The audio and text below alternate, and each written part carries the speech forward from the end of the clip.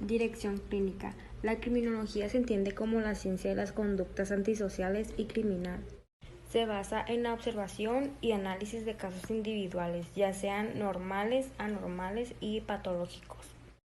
Para Wolfgang y Ferracuti consiste en aplicaciones integradas y conjuntas del saber criminológico y técnicos y diagnósticos a casos particulares con fines terapéuticos y diagnósticos. La criminología clínica se convirtió en mucho gracias al maestro Dr. Tulio, en una pujante corriente criminológica que se intentó con bastante éxito reunir las tres corrientes estudiadas, dando una explicación íntegra del caso concreto y considerando al hombre como una unidad biopsicosocial.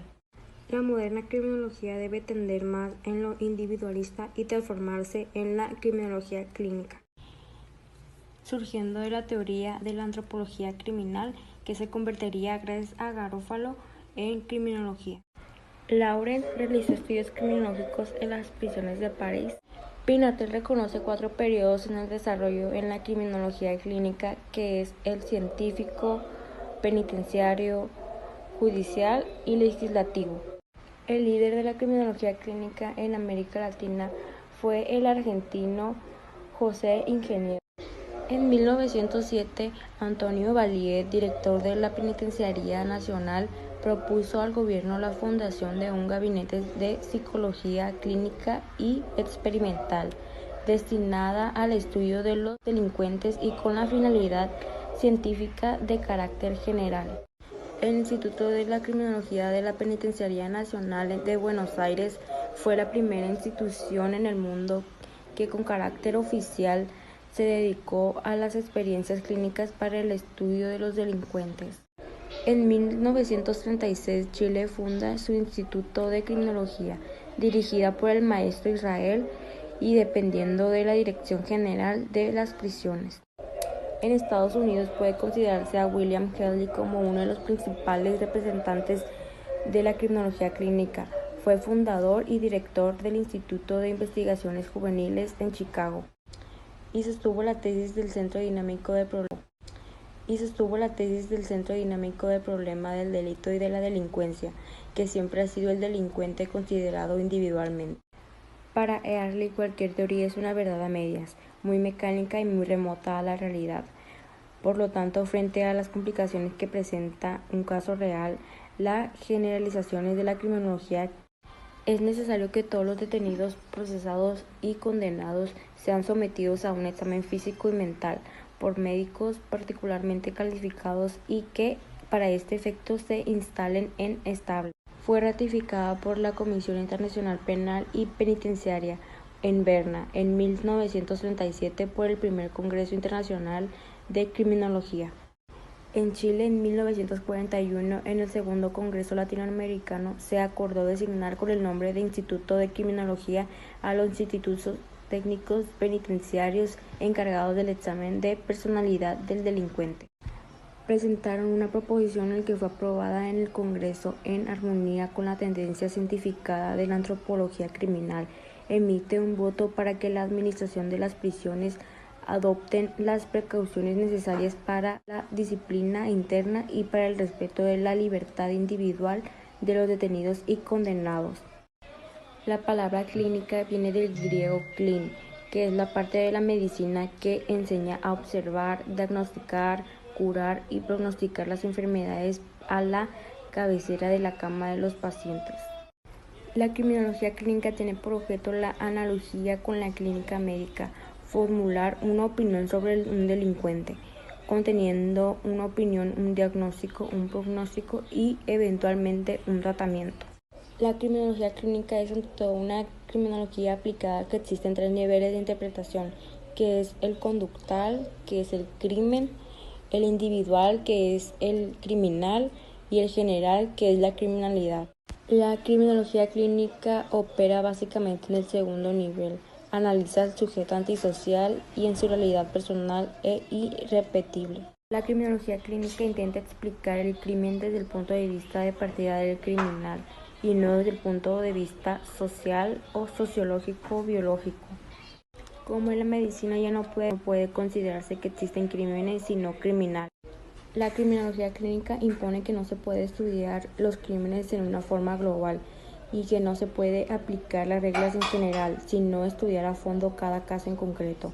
No se debe de hablar del homicidio en general, sino hablar del homicidio que cometió este sujeto en particular. El punto número 4 nos habla de criminología clínica y criminología general. La criminología clínica, además de ser una escuela criminológica, es un enfoque al problema de la antisocialidad. La criminología clínica se desarrolla en un plano horizontal con el fin de dar un enfoque disciplinario del caso individual. Con ayuda de los principios y métodos de las ciencias criminológicas o criminologías especializadas. El objeto de este es apreciar al delincuente estudiándolo, formulando una hipótesis sobre su conducta. La criminología clínica se presenta como aplicada y sintética. En cambio, la criminología en general es la que se expone conocimientos teóricos. En criminología general se estudia la antropología, la psiquiatría, la sociología criminal y penología, incluyendo por tanto el tratamiento del predelincuente y las ciencias criminalísticas. El punto número 5 nos habla del método. Es el hombre el objeto de estudio de la criminología clínica. Quirós Cuarón afirma que es el enfermo el que proporciona el material para el clínico, y es el hombre delincuente el que da nacimiento a la antropología criminológica, a la psicología, biología y sociología criminológica. El criminólogo clínico manejará una serie de métodos fundamentales y complementarios. Los métodos fundamentales son la entrevista criminológica, el examen médico, el examen psicológico, la encuesta social sobre el medio en el que el individuo se ha desarrollado, la observación directa, observación indirecta, examen complementario, como lo es el psiquiátrico, los biomédicos, neurológicos, genéticos, endocrinológicos, fisiológicos, sociológicos, entrevistas complementarias, entre otros. El punto número 5 nos habla de la peligrosidad. El concepto de peligrosidad fue introducido a la criminología por Garófalo, quien en un principio habló de la temibilidad en 1878, para después separarlas en dos conceptos, capacidad criminal y adoptabilidad social. La capacidad criminal es, en base al autor mencionado, la perversidad constante y activa de un delincuente y la cantidad de mal que por tanto se puede tener del mismo. La adaptabilidad social es la capacidad del delincuente para adaptarse al medio en el que vive. Grespigny nos dice que la peligrosidad es la capacidad evidente de una persona de cometer un delito. También nos dice que existan delincuentes peligrosos y delincuentes no peligrosos. Todos los delincuentes, por el solo hecho de haber delinquido, se muestran socialmente peligrosos. Diagnóstico. Nos dice Ruiz Funes que una simple enumeración de los antecedentes se deben tomar en cuenta para la determinación de la personalidad del delincuente. No ofrece una solución para el problema. Es importante el poder interpretarlos y penetrar para eso en su contenido. No todos tienen una importancia igual. Unos poseen una relevancia fundamental como verdaderos núcleos de la personalidad humana. Otros un valor menor estrictamente comparativo en la fórmula general y que se recoge en la síntesis de la personalidad. Una vez aplicados los diversos exámenes, debemos pasar a la descripción, explicación e interpretación de los componentes de la peligrosidad. Por lo general, esto lo hace el criminólogo clínico en reunión con los componentes del consejo criminólogo, cada uno de los cuales aportará sus resultados parciales, los que han de integrarse en el diagnóstico criminológico. El diagnóstico criminológico tiene como objetivo el precisar el grado de peligrosidad del sujeto en estudio. Para llegar a esto deben ejecutarse dos diagnósticos parciales, uno de capacidad criminal y otro de adaptación social. Para conocer el grado de adaptación y de adaptabilidad del sujeto se toma en cuenta los aspectos dinámicos de la personalidad, así como la situación del sujeto, su estatus, el lugar que ocupa en la sociedad, el medio ambiente, así como sus aptitudes físicas, sensitivas, emocionales, intelectuales, entre otras. Para Pinatar, los elementos de la capacidad criminal son los que determinan el umbral criminal, es decir, la mayor o menor facilidad del paso al proceso. Pueden distinguirse en el litir criminis 4 fases: el conocimiento mitigado, el conocimiento formulado, el estado de peligro y el paso al acto. Etienne de Crève, 1898-1961, elaboró una teoría de la personalidad criminal deduciendo 4 rasgos generales que la identificarían y que son básicas para llegar al diagnóstico criminológico. Entre estos son agresividad, egocentrismo, imprevisión, indiferencia afectiva. Siguiendo estos caminos, Pinatel reconoce como rasgos que constituyen el núcleo central de la personalidad criminal: egocentrismo, la habilidad emocional, agresividad, indiferencia efectiva. Tomando en cuenta la capacidad criminal y el grado de adaptabilidad, se llega al diagnóstico criminológico, que debe ser de 2 sentidos: clínico, en el que combinan capacidad y adaptabilidad; etiológico, en el que se combinan los factores endógenos y exógenos. Como es de notarse, en el primer paso presenta un estado peligroso crónico, los intermedios un estado peligroso marginal y el último un estado peligroso episódico.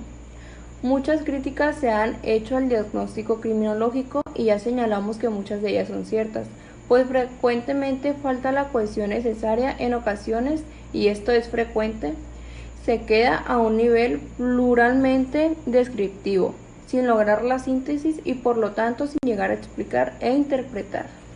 La dirección clínica. Ya Nicéforo respondía a algunas objeciones.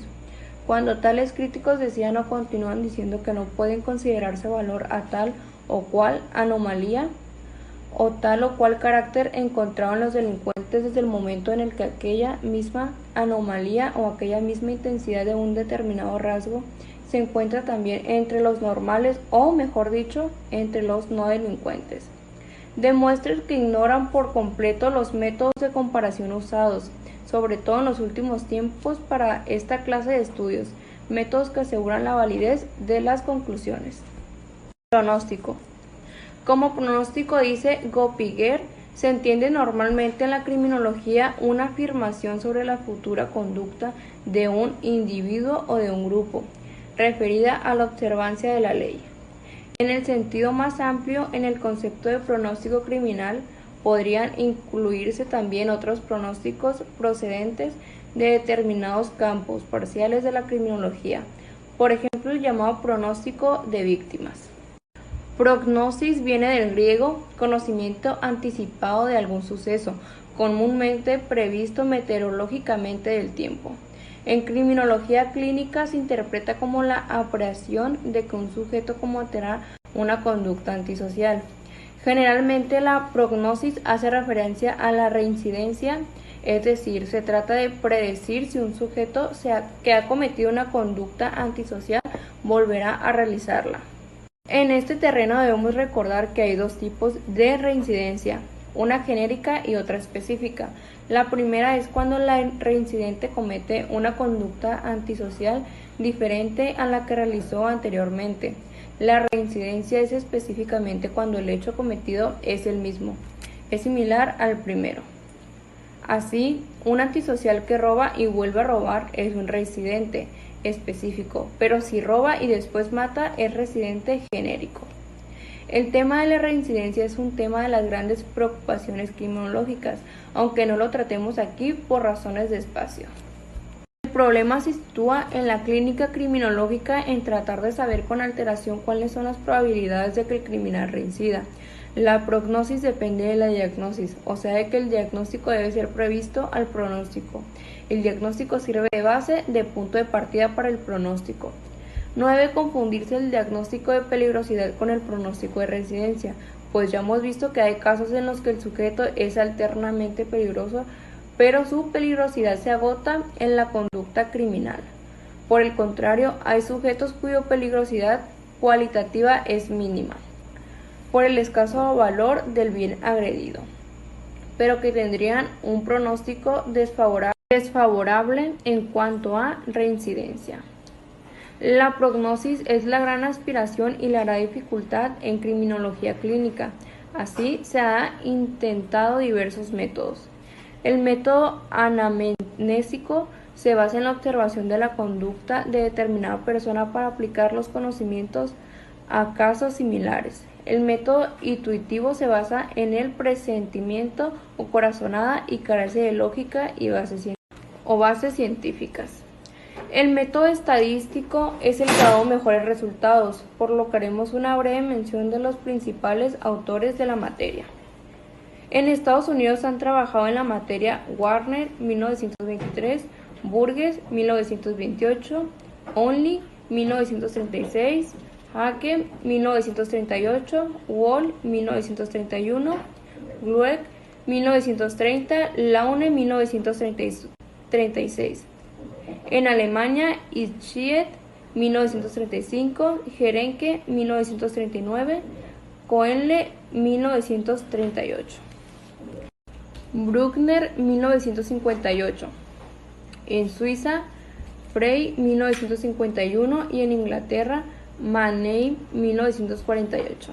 Elaboraron también métodos de prognosis.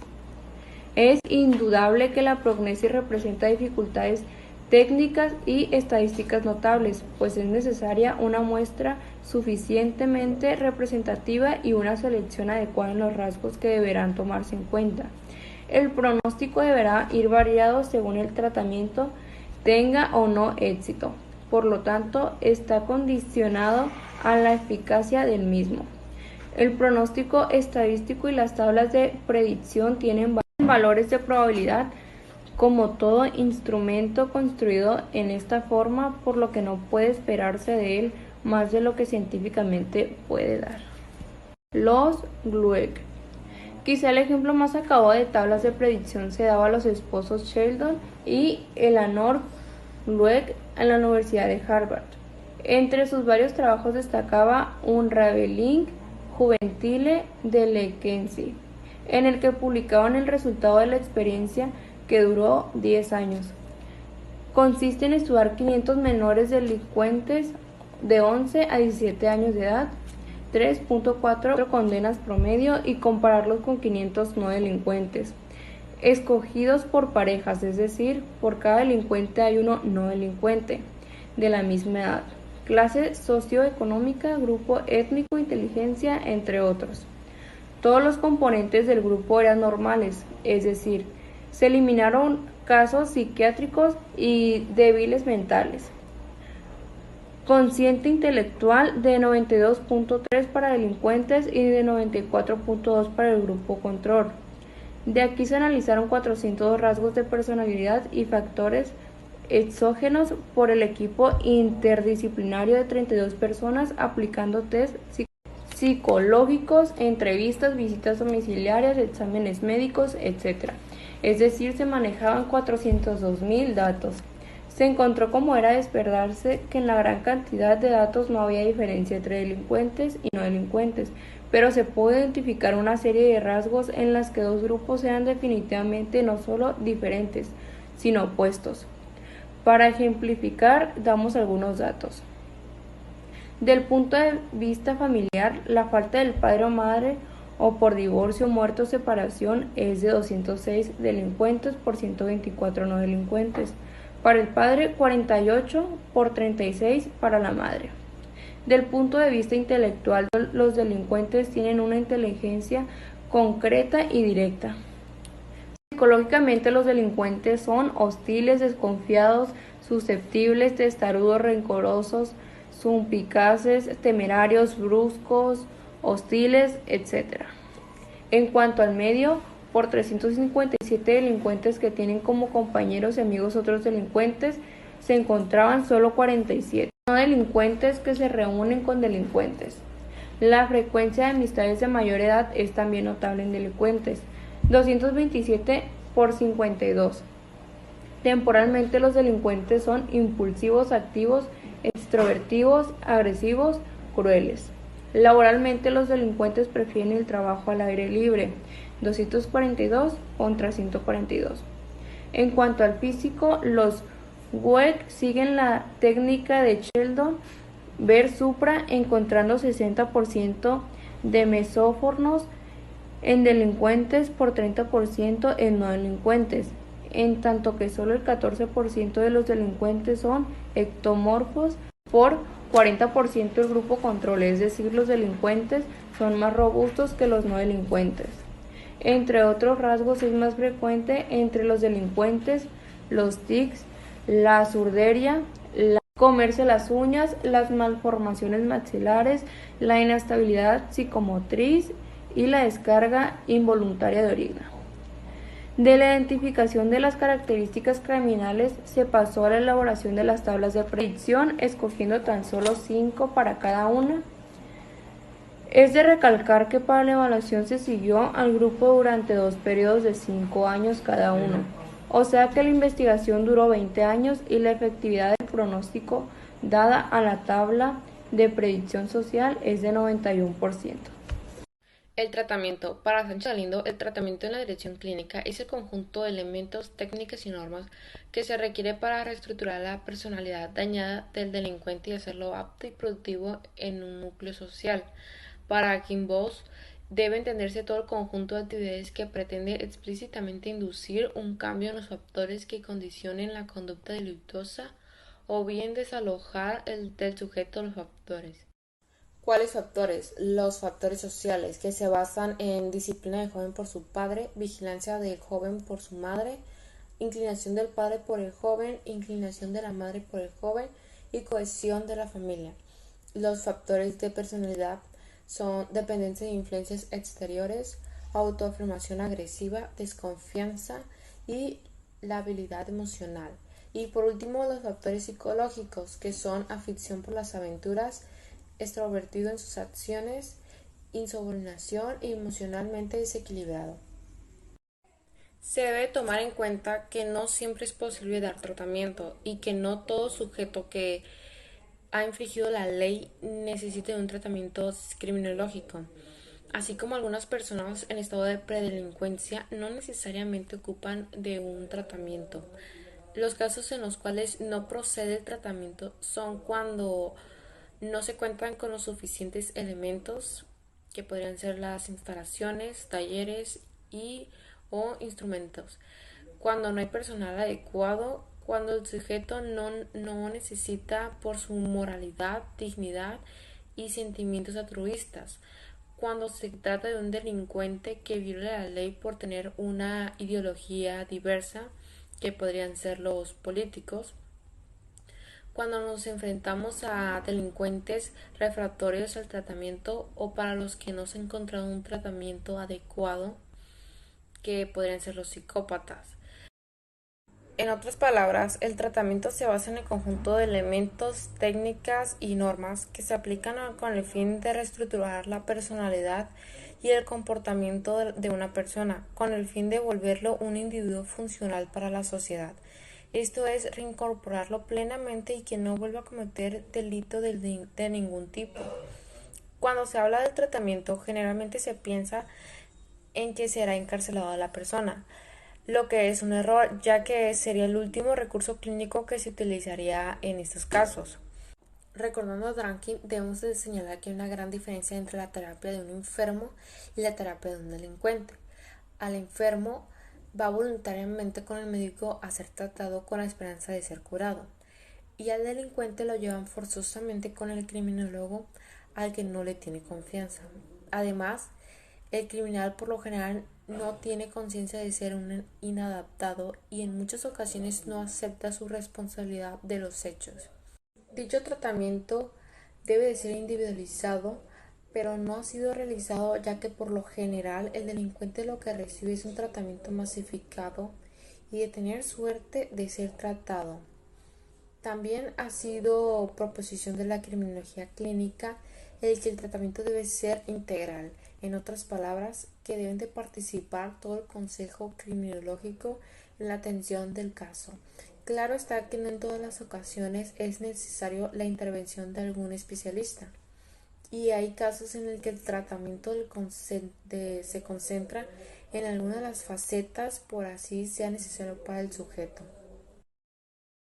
En México, la clínica criminológica se desarrolló en 1929. Por la reforma penal de ese año se crea el Consejo Supremo de Defensa y Prevención Social, que fue representado por personas como Matilde Rodríguez Cabo, José Gómez Robleda, Raúl González Enríquez, Benjamín Argüelles, entre otros. En ese mismo año, el Código de Organización, Competencia y Procedimientos en Materia Penal de Distrito y Territorios Federales, en los artículos 234 y 365, se ordenó el examen psicológico tanto del ofendido como del presunto responsable, ordenando además que se recaben todas las pruebas posibles sobre las circunstancias personales, género de vida, condiciones económicas, sociales y familiares del detenido. Por su parte, el Código Penal de 1931, que aún es vigente, del artículo 52, en la aplicación de las sanciones penales se tendrá en cuenta la naturaleza de la acción u omisión de los medios rápidos para ejecutarla y extensión del daño causado del peligro corrido. 2. La edad, la educación, la ilustración, las costumbres y la conducta precedente del sujeto, los motivos que lo impulsaron o determinaron a delicar sus condiciones económicas. 3. Condiciones especializadas en que se encontraban en el momento de la comisión del delito y los demás antecedentes y condiciones personales que puedan comprobarse, así como sus vínculos de parentesco, de amistad o naciones de otras relaciones sociales, la calidad de personas ofendidas y las circunstancias del tiempo, lugar, modo y ocasión que demuestren su mayor o menor temibilidad. El juez tendrá que tomar conocimiento directo del sujeto, de la víctima y de las circunstancias del hecho en la medida requerida para cada caso. Ya hablando de la fase clínica penitenciaria, esta llega con retardo al Estado de México en 1966 y en 1971 al Distrito Federal, cuya ley que establece las normas mínimas sobre redacción social de sentenciados está dispuesto en el artículo 7. El régimen penitenciario tendrá carácter progresivo y técnico y constará por lo menos de periodos de estudio y diagnóstico de tratamiento, dividido este último fase de tratamiento en clasificación y de tratamiento preliberacional. El tratamiento se fundará en los resultados de los estudios de personalidad que practiquen al reo, los que deberán ser actualizados periódicamente. Antecedentes. La dirección crítica es una orientación en la que convergen una serie de especialistas a las que la criminología tradicional les parezca incapaz de lograr una adecuada explicación del fenómeno criminal e ineficaz en su solución para resolver el problema. Se tomaron como antecedentes remotos el pensamiento de Marx y las obras de Durkheim, y como antecedentes próximos a Boyer, Merton, Utrecht, Turk y varios de los fenomenólogos y existencialistas. De Marx se han tomado el enfoque histórico y económico, de Durkheim el concepto de la normalidad del delito, de Boyer estableció la primera crítica sociocriminológica de corte moderno. Utrecht tenía una clara influencia fenomenológica, ya que su escuela tuvo una gran influencia en el periodo de 1947 a 1960. Merton por su parte, desarrolló una aguda crítica a la situación criminal en los países altamente desarrollados. Dentro de la dirección crítica, el grupo mejor organizado y más radical es el grupo europeo. Tiene como antecedentes la National Deviantship Conference, surgida en Inglaterra en 1968, las publicaciones del Instituto de Criminología de Oslo, Noruega. En el año 1972 se elaboró un manifiesto fundacional en el que se decidía la formación del grupo para tratar bajo un nuevo ángulo los problemas de la conducta desviada y de la reacción social. En 1973 se publica la obra de The New Criminology de Taylor, Walton y Young, en el que se sistematiza la crítica a la criminología tradicional. En América Latina son dignos de mención dos eminentes criminólogas venezolanas, Lola Anillar de Castro, Rosa de Olmo, cuya labor de difusión ha sido fundamental en el conocimiento de estas nuevas corrientes.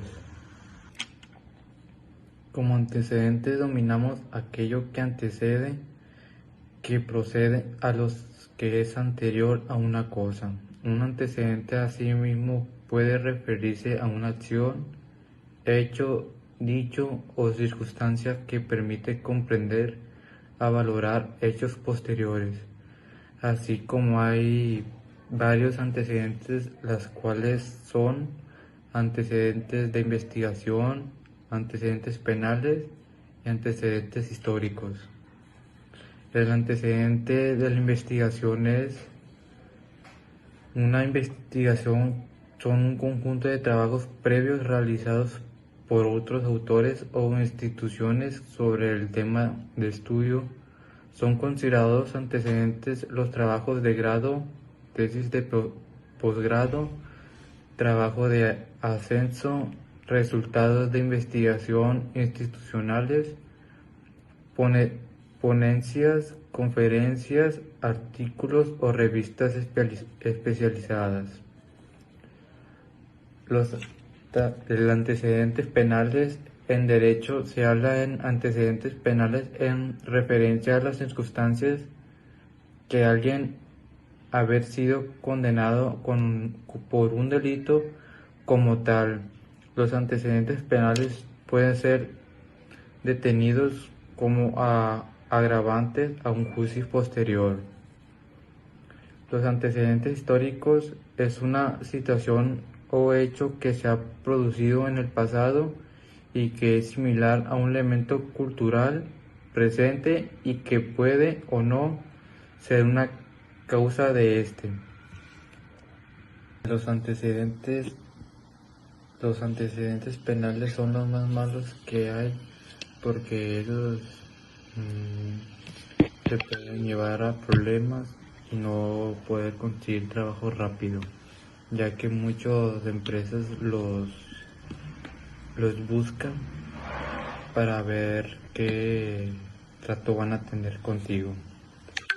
Y pues los antecedentes históricos son los que más te pueden recordar, ya que pueden ser pasados por similares a un elemento cultural presente y la cual pues con eso te pueden recordar porque van a estar por toda tu vida y por toda la historia.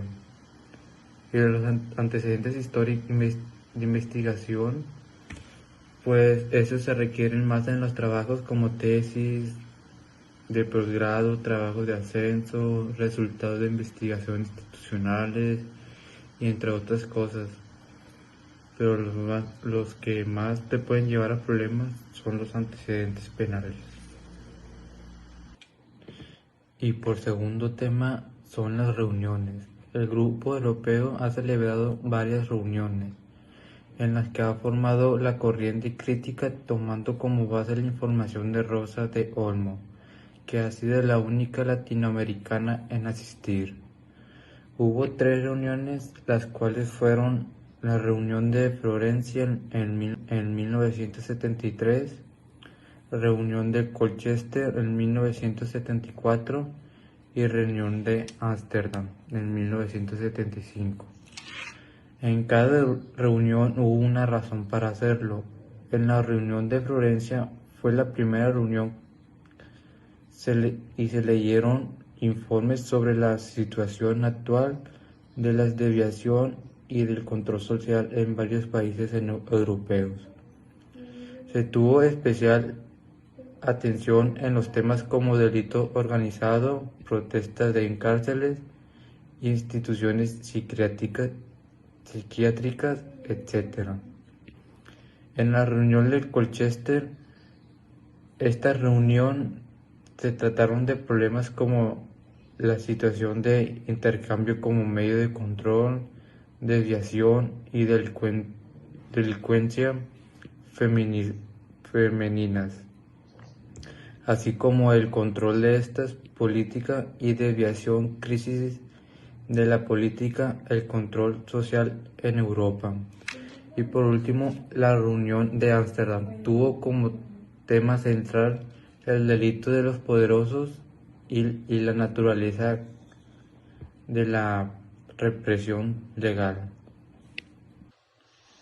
y para poder resolucionarlos y así plantar más disciplina en los países. Las reuniones fueron para intercambiar y criticar los delitos que pasaban cada año y cuáles eran los mayores que iban pasando, así para tener una solución y poder bajar en esos delitos y ya para no cometerlos y ya no tener tantos problemas, para explicarles y tratar de solucionarlos, porque cada vez iban aumentando más y para poder resolucionarlos y así plantar más disciplina en los países. Y por último tema es la crítica a las escuelas. La corriente crítica ha hecho el análisis de las escuelas anteriores de la criminología. Entre las principales objeciones encontramos las siguientes: el positivismo, la teoría conservadora, la teoría liberal, la fenomenología, el constructivismo, la criminología antiutilitaria, la criminología clínica. Esas tienen las razones de sus críticas, y las cuales son estas. El positivismo, el interés principal del positivista reside más bien en la metodología y por otra parte la falla intelectual del positivismo consiste en no ser reflexivo. El positivista se niega a ser introspectivo, lo que le importa es llevar adelante su obra de explicación, sin detenerse a considerar qué es lo que está haciendo. El positivismo siempre se le va a estar pensando de mala manera, de nomás para él, que nomás se la va a querer llevar de no, pues no hagas esto, eso está mal, si haces eso no te va a salir bien, mejor haz otra cosa, eso no te puede llevar a algún bien. Y la teoría conservadora, en el trabajo conservador en las ciencias humanas, con frecuencia constituye no tanto teoría como más bien un exceso descriptivo. El elemento común en toda la obra conservadora es la creencia en la jerarquía del dominio como base de la ley y el orden. La teoría liberal. La ciencia social liberal apunta a la investigación o al reportaje sobre el ordenamiento social, existen con el propósito de formular sugerencias para la reforma institucional. Apunta mucho más a la regulación. Esta labor sirve deliberada o encubiertamente para legitimar el ordenamiento social. La fenomenología, el pensamiento fenomenológico, parte del examen del proceso de nuestra comprensión del mundo. Nuestro conocimiento del mundo físico proviene de nuestras experiencias. El constructivismo, la constructivista sociales trabajan con una ontología que cuestiona la existencia de una realidad objetiva fuera de la imagen individual. Criminología antiutilitaria. Para los críticos, la criminología antiutilitaria centra su atención en las desviaciones de conducta expresivas más que instrumentales. La criminología clínica. La validez de una criminología basada en la clínica es discutida por varios criminólogos, así ver 3 razones básicas, por la cual la primera es una criminología de la criminalidad convencional, que es una pequeña parte de los actos o omisiones por prejuicios sociales, como ha dicho Manuel López Rey en su criminología. 2. Esta criminología se funda en una maestra sociológica que no podrá representar todos los delincuentes. 3. Es exclusivamente una criminología del autor del hecho penal. La justicia penal es un sistema social de interaccionismo, no basta con la observación del delincuente. Esto es lo que le acabo de decir. Sería todo por mi parte y gracias por su atención. El objeto de estudio de la criminología tradicional se constituiría el hombre delincuente, pues consideraba que la persona que cometía un acto delictivo requería de una ciencia especial que lo estudiese, porque a pesar de presentar características distintas de las otras personas, su conducta delictiva era un peligro al orden y progreso porque se resistían a la disciplina del sistema. Es por eso que la escuela positiva parte de los siguientes principios propios de la defensa social, que concibe al delito como daño social, delincuente como un peligro social, por lo tanto hay que intervenir en él para corregirlo y recuperarlo. Principio de legitimidad.